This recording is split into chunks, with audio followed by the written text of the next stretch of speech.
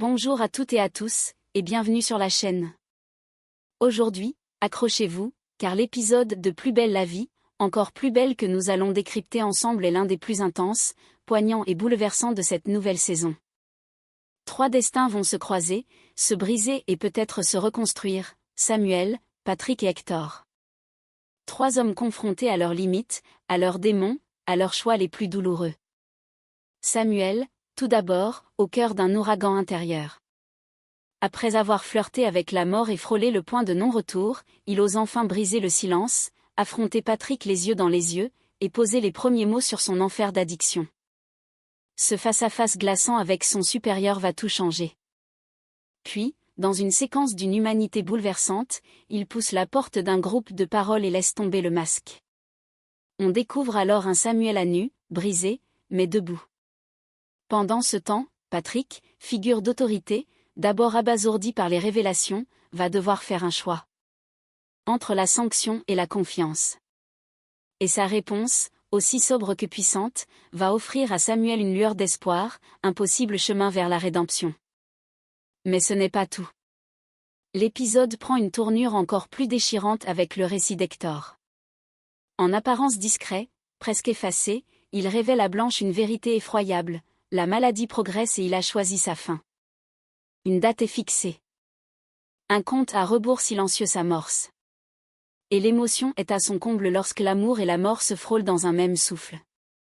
Alors, préparez-vous à vivre un épisode d'une densité rare, où les silences parlent autant que les mots, où le courage prend 1000 visages, et où la vie, malgré tout, continue fragile, mais toujours possible. Abonnez-vous. Installez-vous confortablement et entrons ensemble dans les méandres de ces destins qui vacillent. Dans le prochain épisode de Plus belle la vie, encore plus belle, une lumière fragile commence enfin à poindre dans l'obscurité qui entoure Samuel depuis des semaines. Après avoir frôlé l'irréparable, après avoir été rattrapé in extremis par Idriss et Gabriel, il entame enfin le long chemin de la reconstruction. Mais si la pente est amorcée, elle reste raide, instable, et chaque pas demande une force immense. Dans un geste de courage et de lucidité, Samuel décide d'affronter ses responsabilités.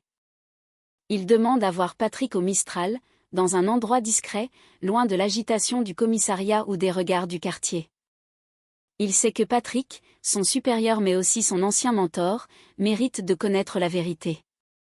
Il ne veut plus fuir. Il ne veut plus mentir.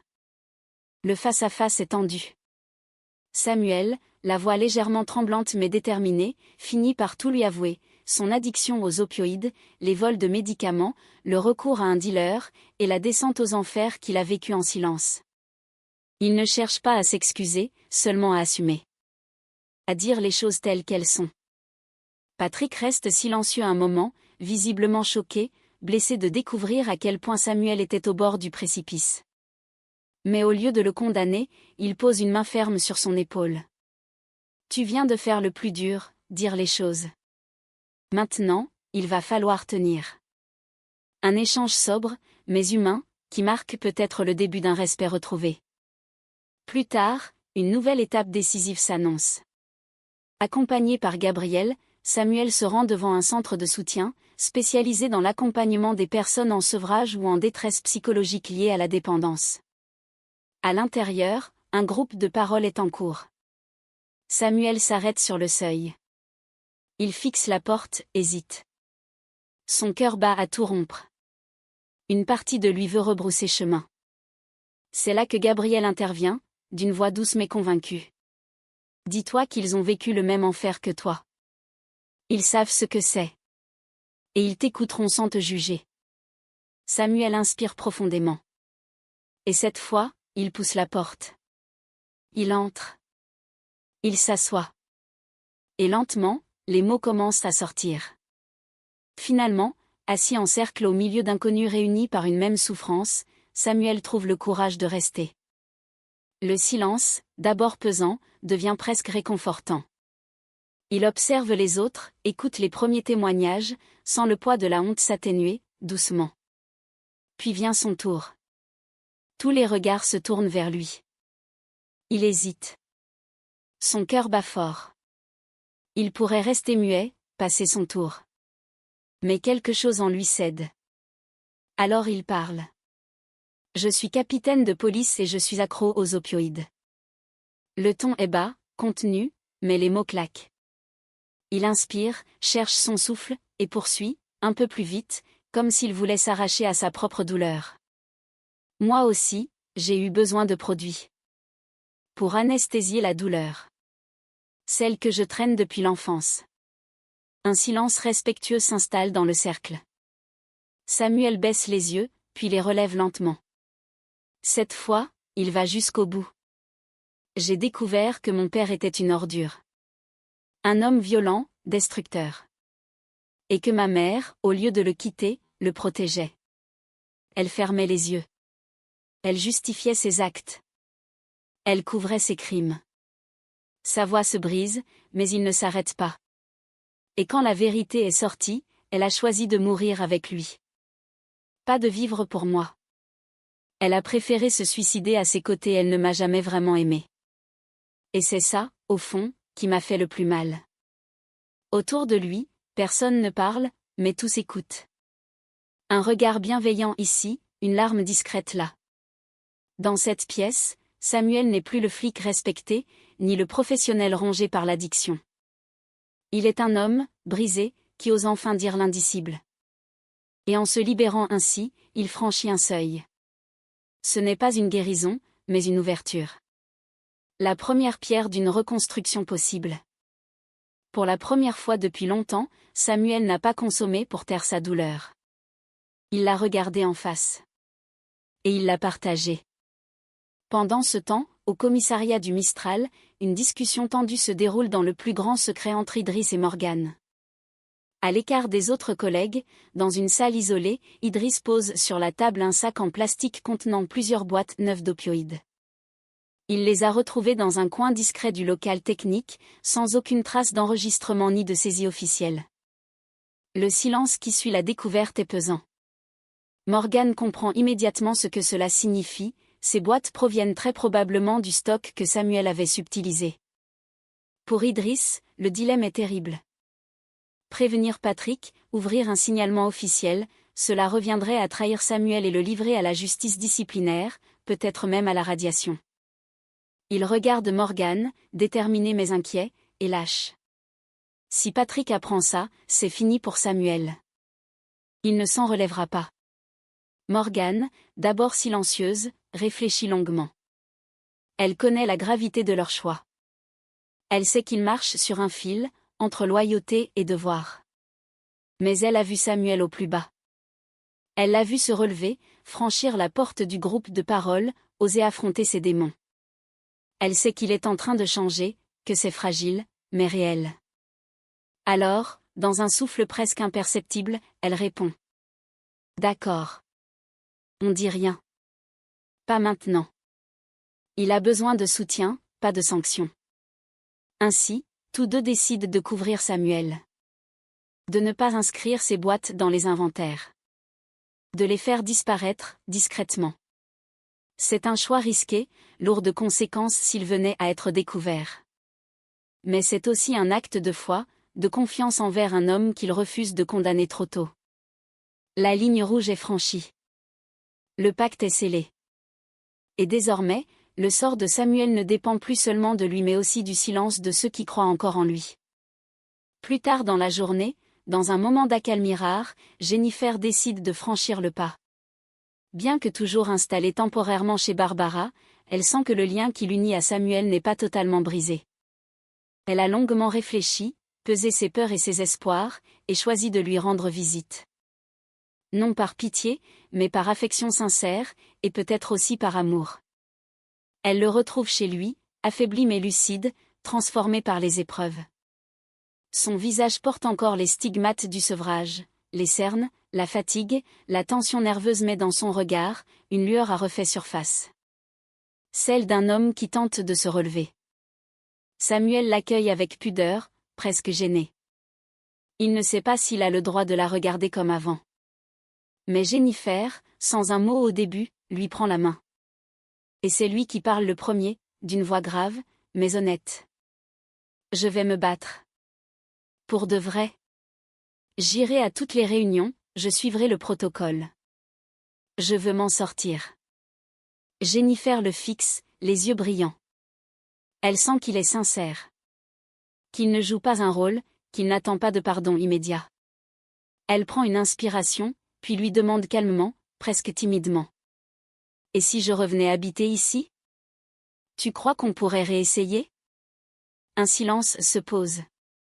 Samuel la regarde, touché, ému mais il baisse les yeux. Non, pas encore.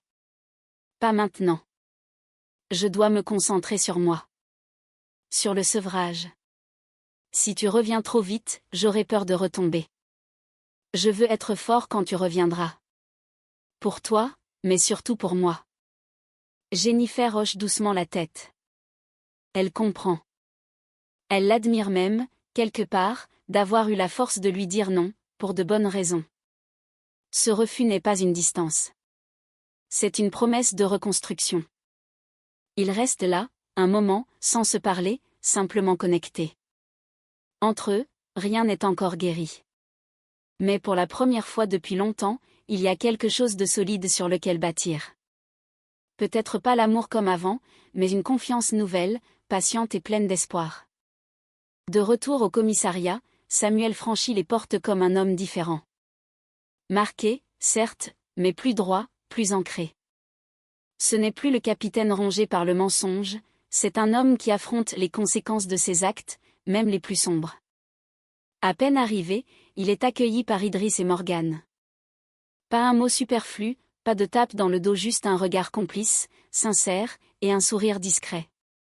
Morgane lui tend un café chaud. Idriss, bras croisés, lui glisse simplement. On a fait ce qu'on pensait juste. Les boîtes, elles ont disparu. Personne ne saura. Samuel les remercie d'un regard, profondément ému, mais il sait que ce silence ne pourra pas durer. Il ne veut pas vivre avec cette dette. Pas vis-à-vis d'eux, et surtout pas vis-à-vis de lui-même. Il prend une inspiration, puis les regarde avec gravité. Merci pour ce que vous avez fait. Mais je dois dire la vérité. Quelques minutes plus tard, Samuel se rend dans le bureau de Patrick. Il frappe, entre, et se tient droit face à son supérieur. Il ne tremble plus. Il ne ment plus. Patrick, je sais qui a volé les opioïdes. C'est moi. Le silence est lourd. Patrick lève les yeux de ses dossiers, le fixe longuement. L'information le frappe de plein fouet, mais ce n'est pas la colère qui surgit en premier. C'est la désillusion. Il se lève lentement, tourne autour de son bureau comme pour digérer ce qu'il vient d'entendre. Toi? Depuis quand? Pourquoi t'as pas parlé avant? Samuel ne cherche pas d'excuses. Il expose simplement les faits, son état, ses douleurs, son effondrement, sa descente aux enfers et son combat aujourd'hui pour s'en sortir. Il dit qu'il comprend les conséquences, qu'il est prêt à les assumer. Mais qu'il ne voulait plus mentir. Ni à lui, ni aux autres. Patrick reste silencieux un moment, les bras croisés, le visage tendu. Puis il répond. Tu m'as menti, tu as mis ton uniforme en danger mais tu as eu le courage de venir me le dire. C'est la seule chose qui te sauve aujourd'hui. Alors maintenant, ne me déçois plus. Le ton est dur, mais juste. Patrick ne couvrira pas officiellement l'affaire, mais il ne déposera pas non plus de plainte interne. Il laisse une porte entr'ouverte. À condition que Samuel continue son parcours de soins et ne rechute pas. Hector prend une triste décision. Pendant ce temps, au pavillon des fleurs, une ambiance plus douce mais teintée de mélancolie s'installe. Hector passe saluer Blanche et Eric, comme à son habitude. Mais ce jour-là, il ne reste que quelques minutes. Il semble pressé, presque nerveux. Lorsqu'Eric lui demande s'il veut prendre un café, Hector décline poliment. Pas aujourd'hui, je dois aller à la piscine. J'ai commencé un programme spécial. Blanche, surprise, fronce les sourcils. Tu t'es remis au sport? Depuis quand? Hector sourit faiblement. Il évite de trop s'étendre. Il mentionne simplement que c'est un programme encadré, recommandé par son médecin. Blanche perçoit une gêne dans son regard, une sorte de voile qu'il n'avait jamais eu avant. Ce que Blanche et Eric ne savent pas encore, c'est qu'Hector a pris une décision difficile, il s'est inscrit à un programme thérapeutique pour affronter une maladie dont il n'a encore parlé à personne. Il préfère les éloigner, préserver leur quotidien, plutôt que de les inquiéter. Mais son départ précipité laisse un goût amer dans l'air. Blanche le regarde s'éloigner, troublée, sans parvenir à expliquer pourquoi mais sent au fond d'elle que quelque chose ne va pas. Et qu'Hector ne leur a pas tout dit. De retour au pavillon des fleurs, Hector retrouve Blanche en fin de journée. Cette fois, il ne fuit pas les questions, ni les regards. Il sent que le moment est venu de dire la vérité, de poser des mots sur ce qu'il a longtemps gardé pour lui, par pudeur, par peur peut-être ou simplement par amour. Blanche, assise sur un banc face au jardin, l'accueille avec un sourire doux mais inquiet. Elle perçoit chez lui une gravité inhabituelle. Hector s'installe à ses côtés, puis, d'une voix calme mais profondément émotive, il se confie enfin. « Je t'ai menti. Enfin je ne t'ai rien dit. Ce programme dont je t'ai parlé ce n'est pas juste pour reprendre le sport. C'est une thérapie cognitive. Un protocole expérimental pour stimuler les zones du cerveau liées à la mémoire. » Blanche le regarde, interdite. Elle comprend, mais n'ose pas encore poser la question qui lui brûle les lèvres. Alors Hector poursuit, sans détour. On m'a diagnostiqué un début de maladie d'Alzheimer. Et malheureusement dans mon cas, il n'y a aucune amélioration possible. On ne peut que ralentir la chute. Le silence tombe entre eux, brutal, déchirant. Blanche reste figée, les larmes aux yeux. Mais Hector, digne, tente de garder le contrôle. Il baisse la tête, puis, avec un sourire mêlé de tristesse et de tendresse, ajoute. Alors je me suis dit que tant qu'à perdre mes souvenirs, autant que ça serve à quelque chose.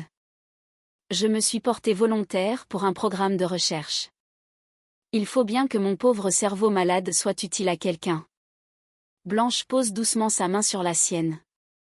Elle est bouleversée, mais elle comprend l'élan profondément altruiste de l'homme qu'elle aime. Il ne cherche pas la pitié. Il cherche à transmettre, à offrir ce qu'il peut encore offrir, même au cœur de sa fragilité. C'est un moment suspendu, à la fois tragique et infiniment humain. Hector, dans sa dignité, devient plus que jamais un symbole de courage et de lucidité. Et Blanche, silencieuse mais présente, sait qu'elle sera là, à ses côtés, pour chaque instant qu'il lui restera à vivre pleinement. Ce n'est pas tout. Alors que Blanche tente d'encaisser les révélations d'Hector sur sa maladie et son engagement dans le programme de recherche, une nouvelle onde de choc vient l'ébranler plus profondément encore. Le regard d'Hector se trouble, sa voix devient plus lente, plus grave. Il hésite, mais il sait qu'il ne peut plus reculer. Il lui doit la vérité, toute la vérité. Il la regarde dans les yeux, avec cette tendresse mêlée de gravité qu'elle lui connaît si bien, et murmure. Blanche, j'ai choisi une date. Blanche le fixe, sans comprendre tout de suite. Une date pourquoi? Il prend une profonde inspiration, puis lâche, d'un ton presque solennel. Pour mettre fin à mes jours. J'ai entamé les démarches. J'ai demandé à bénéficier d'un suicide assisté. Je ne veux pas perdre qui je suis. Je veux partir avant que ma mémoire ne me quitte complètement. Le sol semble se dérober sous les pieds de Blanche. Elle reste muette, les yeux humides, figée par la violence de cette décision. Elle savait qu'Hector évoquait cette option depuis un moment, mais jamais elle n'avait imaginé qu'il passerait à l'acte, qu'il irait jusqu'au bout, qu'il poserait une date. « Tu ne peux pas me demander d'accepter ça, » murmure-t-elle, la gorge nouée. Mais Hector secoue doucement la tête. « Je ne te demande pas de l'accepter. Je te demande de le comprendre. Et si tu peux de m'accompagner, jusqu'au bout. » Pour Blanche, c'est un déchirement. Entre l'amour qu'elle porte à cet homme, et l'impuissance de ne pouvoir le sauver. Elle vacille entre la colère, la tristesse, la peur de le perdre, et cette immense douleur de voir quelqu'un choisir sa fin, avec lucidité mais sans retour. Le temps semble suspendu entre eux. Deux êtres liés par l'amour, mais séparés par une décision qui les dépasse. Ce moment marque un tournant déchirant dans leur histoire. Et Blanche sait qu'à présent, chaque seconde passée aux côtés d'Hector comptera plus que jamais. Pendant ce temps, au cœur du Mistral, Luna décide de prendre les choses en main. Épuisée par les accusations injustes de Monsieur Privat, son nouveau voisin devenu source de tension permanente, elle choisit d'aller le confronter calmement, avec des preuves à l'appui. Elle espère apaiser le conflit et démontrer, une bonne fois pour toutes, que le pavillon des fleurs n'est pas à l'origine des prétendues nuisances sonores. Luna frappe donc à la porte de Monsieur Privat, un dossier en main contenant des captures de vidéosurveillance installées dans les parties communes. Sur ces images, aucun rassemblement bruyant, aucune musique excessive, aucun comportement perturbateur. Simplement des résidents calmes, des enfants qui jouent dans les horaires autorisés, des soirées modérées, loin de ce que Privat a décrit dans sa plainte. Mais dès l'ouverture de la porte, l'ambiance se tend. Monsieur Privat l'accueille avec un regard froid, les bras croisés, visiblement peu disposé à discuter. Luna garde son calme et tente une approche diplomatique. Je voulais juste vous montrer ceci. Ce sont des images de nos caméras, elles prouvent que les nuisances ne viennent pas du pavillon. On peut en discuter, tranquillement. Mais Privat ne la laisse même pas terminer. Il jette un regard rapide au document, puis se redresse brusquement. Son ton devient glacial, presque agressif. Je n'ai rien à voir avec vos petits arrangements entre voisins. Vous pouvez les garder, vos vidéos. Ce quartier n'est plus ce qu'il était. Et vous êtes la première responsable de ce désordre. Luna tente de garder son sang-froid, mais Privat s'approche, les traits fermés, la voix de plus en plus menaçante. Si vous continuez à venir me harceler chez moi, je vous promets que ça ne se terminera pas bien. J'ai des droits, et je vais les faire valoir, vous m'entendez ? Devant cette montée en tension inquiétante, Luna comprend qu'elle n'obtiendra rien aujourd'hui, si ce n'est un danger grandissant. Elle préfère se retirer, la gorge nouée, mais sans céder à la peur. En quittant l'immeuble, elle murmure pour elle-même. Il ne va pas s'arrêter là. Plus que jamais, Luna sent que ce voisin ne cherche pas à résoudre un conflit mais à l'alimenter. Et peut-être même à la faire craquer. Le pavillon des fleurs est en ligne de mire, et Privat semble prêt à tout pour l'atteindre. Cet épisode de Plus belle la vie, encore plus belle nous laisse sans voix. Il aura mis en lumière toute la complexité de la chute mais surtout de la remontée. Samuel, pour la première fois, a osé regarder la vérité en face, briser la honte, tendre la main. Et grâce à Patrick, Idriss, Morgane mais aussi Jennifer, il ne reste plus seul face au gouffre. De son côté, Hector, lui, fait un choix à la fois terrible et bouleversant. Sa lucidité face à la maladie, son courage de dire les choses, et sa volonté d'épargner ceux qu'il aime, en font l'un des personnages les plus touchants de cette saison. Plus que jamais, Plus belle la vie nous rappelle que derrière chaque uniforme, chaque façade, se cache une histoire, une douleur, une humanité profonde. Et que parfois, le simple fait de parler peut tout changer. Merci d'avoir suivi cet épisode avec moi. Si ce moment vous a ému autant qu'il m'a bouleversé, n'hésitez pas à liker la vidéo, vous abonner à la chaîne, et partager votre ressenti en commentaire. On se retrouve très vite pour la suite car au Mistral, les vérités ne restent jamais cachées bien longtemps. À très bientôt.